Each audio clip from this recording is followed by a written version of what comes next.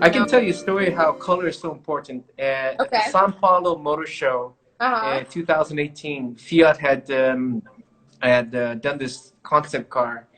Beautiful shape, but the paint job was terrible Oh because it no. was difficult to paint, apparently. The same difficulty we had on V Motion 2.0 when painting liquid silver and trying Right. to paint another color over.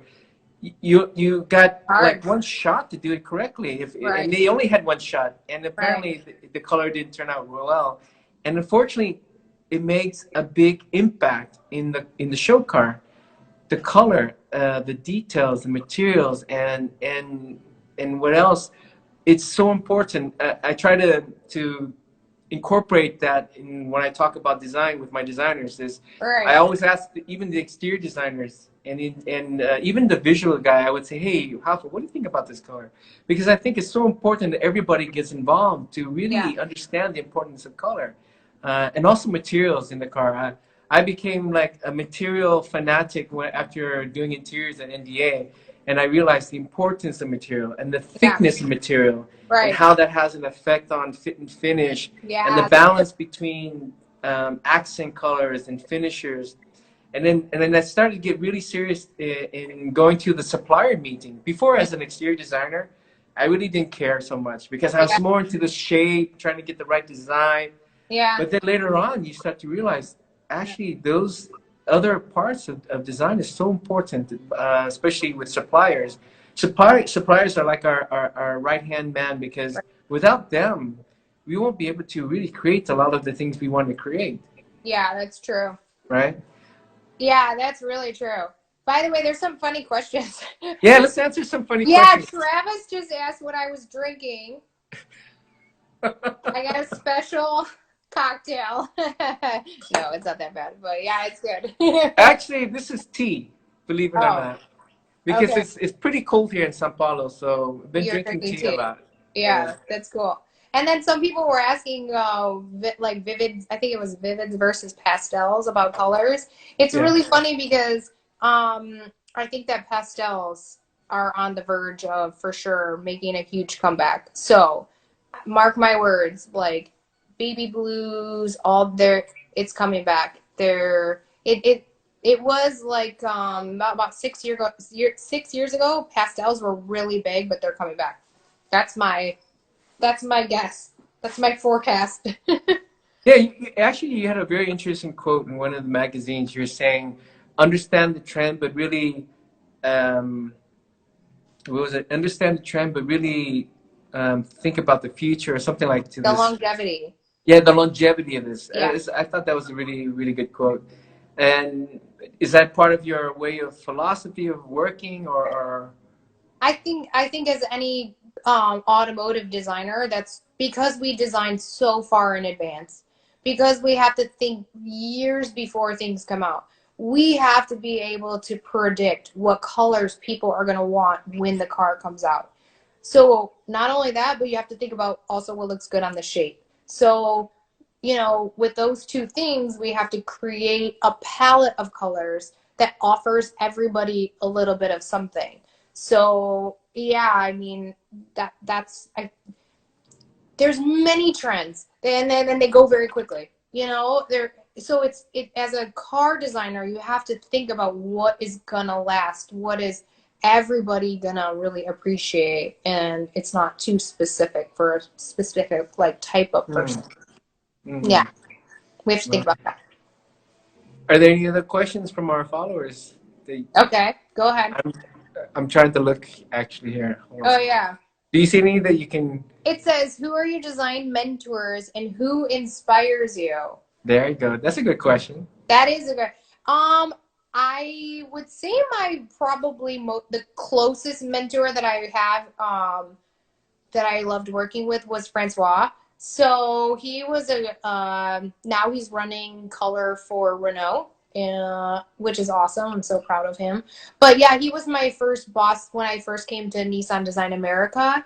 And I think that he's a very passionate guy about color. And he really challenges the process and the system to really you know, get some great stuff, even if it's not easy. He kind of always takes that on, and I loved that about him. So I feel like for me now, that's what I want to do is, you know, I want to be that champion. I want to be the person that's like, no, this color's going to sell. We should do it. And it's, you know, it's got to be something that's very Nissan, but it also speaks to the customer. It makes them Right. inspired. Yeah. Yes, I remember Francois. He was like the encyclopedia of color materials. He knew anything, everything that was trending, that was coming in advance, and I was really impressed by his knowledge when it came to color and materials. Right. And that's another thing I really appreciate about working at NDA was the how the involvement of everybody in the process. You know, we're working NDA, it was like everybody was able to give their opinion, Right. right from the person who was working at the front office, the secretaries would have like presentations of the cars, the models, the colors, and Right. everything, and everybody was welcome to look at everything and make their comments, and we would actually listen. And I thought that was very impressive working at NDA was that everybody had an opinion, and everybody's opinion was listened to. And that's something I didn't appreciate, didn't actually experience so much while working in Japan, because it's very, you know, you listen to the presentation, but no one ever says anything.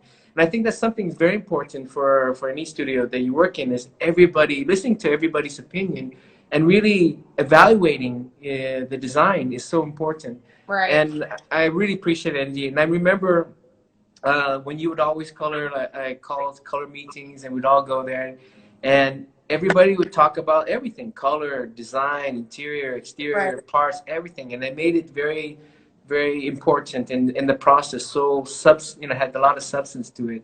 Right. So that's what I felt when working at NDA, and then having the experience of making comments about everything. Right. Yeah. Even color designers, I remember that's one thing I really appreciate working with you and all the other color designers in day was that there was no barrier. We were like always going to each other's desks and we're talking Right. about whatever. I thought Yeah. that was pretty cool. Yeah.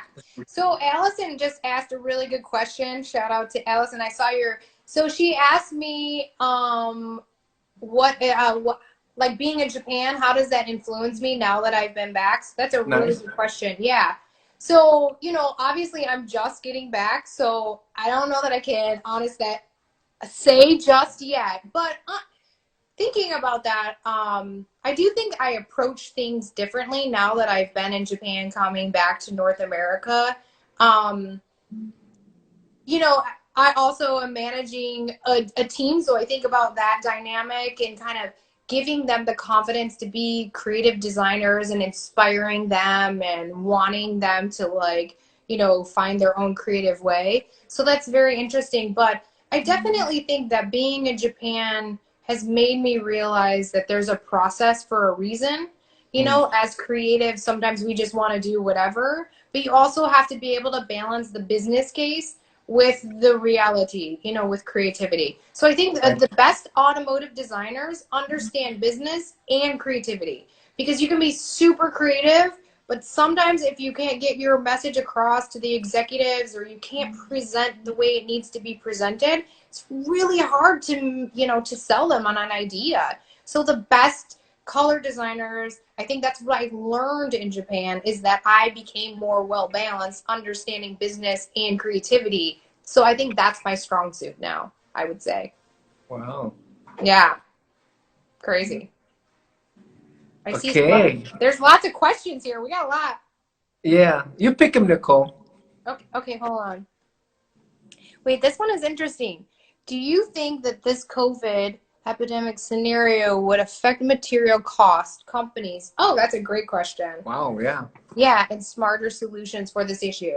This is a great question. So honestly, this is something that I've been trying to say internally and externally to a lot of people. I feel like we're in a crossroads where people want to understand and feel more emotionally connected to products. They want to understand where the materials came from. Is it recycled? Is it healthy? You know, they want to feel connected to a product before they buy it. that's just the reality. And I think even in this scenario, it's going to be even more now. So I think the customers making decisions, they're going to be more thought out. Like, you know, they're going to take more time. They're going to want materials to be, you know, more eco-friendly. But of course, that it's going to affect cost. So it's going to be very interesting in all of this to see, you know, what suppliers can kind of make it through this time, because I'm sure that not all suppliers may be able to kind of come out of this environment. And then how does this change transportation? You know, what does this mean for cars in general when maybe we're not going to be wanting to share spaces? You know, we used to think that everybody could just ride in a train, but now I actually feel people are going to want to have their own space and they feel comfortable in their own environment now. So maybe this goes back to less, you know, car sharing and, you know, who knows? We don't know. It's going to Right. be very interesting. I saw an article on LinkedIn about one of the Chinese brand who has like kind of disinfectant spray Uh-huh. that will kill COVID-19 or something like this. So I see there's possible trends where people are going to be more conscious about viruses and germs in the car. So I can see there Yeah, might be some new we need materials that are antimicrobial. We need to right. think about, I mean, I saw an article that IKEA, I mean, a very affordable company. They offer drapes for the inside of their house and it cleans the air. Those are the things that we should be doing in automotive too, because people spend a lot of time in these spaces. And this, I think, is going to force us to kind of look at those things and study those things and say, no, people value this. This is important. So we need to think about all those kind of things, all Right. those details. There was a question about nature. Have you ever been inspired by nature or any aspect of nature and then use it in your process or in the design? Yeah, I mean, of course, natural materials, people like, you know, gravitate to real genuine wood and kind of, but you know, even textures. So I saw Travis, he had a question about textures. So a Mm, lot of times, sometimes I'm not necessarily inspired by nature directly. Of course, colors can come from nature, but sometimes it's also the texture. Like I might see a leaf and it looks like an awesome texture, and I'm like, oh, that would be so cool on like a finisher. Or so I think different things from nature can definitely inspire me for sure. And I love like rocks and stones and marble and those kind of things, which I think are still very organic and cool and nice accents. yeah. In talking about these textures, do you see any new trends in like textures Yeah. or even material? Yeah. Do I mean, yeah. especially if you think about an interior, you know, when you go into the interior of a car, the first thing you do is you start touching everything. You know, I mean, you instantly touch the IP, you touch the shifter, and you touch everything. So you're really experiencing the product, you know, up front. And, you know, I always kind of wondered, why are the plastic parts, why are they animal grain? I mean, it's just plastic. So I think this is one of the biggest things that I see massively you know, changing and trending, is that people don't need to have these kind of like animal type grains. We're going to have some really cool geometric, very organic, Mm, you know, fading kind of textures. So I think right. we're going to get away from some of this kind of synthetic looking stuff, and it's going to become more sculptural, more beautiful. You know, we're going to let the texture speak for itself instead of the material. I think that's what's going to be pretty.